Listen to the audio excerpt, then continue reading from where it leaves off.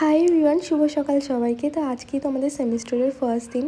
আর আজকে আমার উঠতে এত লেট হয়ে যায়, আমি তো দৌড়ে দৌড়ে মেসে গিয়ে খাবারটা প্যাক করি, ছুটতে শুরু করে দিয়েছিলাম।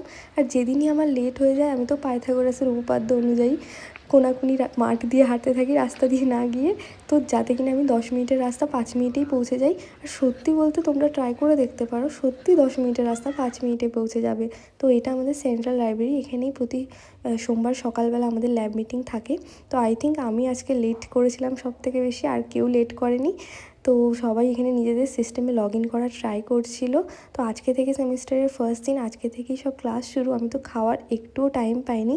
আর সকালবেলা যে খাবারটা প্যাক করে নিয়ে গেছিলাম, একটু পেঁপে আর ছোলা, ওটাও তো দেখি পুরো ঘেটে হয়ে গেছে।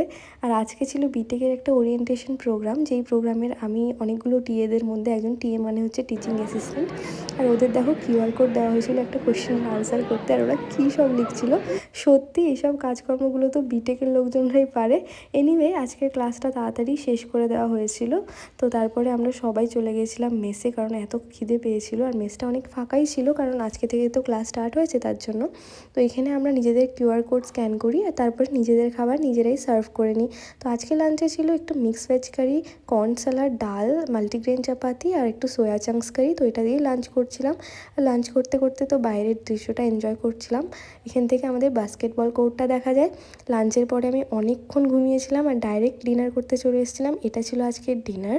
আর ভাই, আমি একটু পড়তে বসেছিলাম আর আমার পিসি বন্ধ হয়ে গেছিলো। আমার তো মাথা গরম হয়ে গেছিলো যে কী করে হলো এটা। 40 ঘন্টা ট্রাই করার পরে আমি ফাইনালি পিসিটা ঠিক করলাম, তারপর একটু পড়তে বসে গেছিলাম। চলো, টাটা।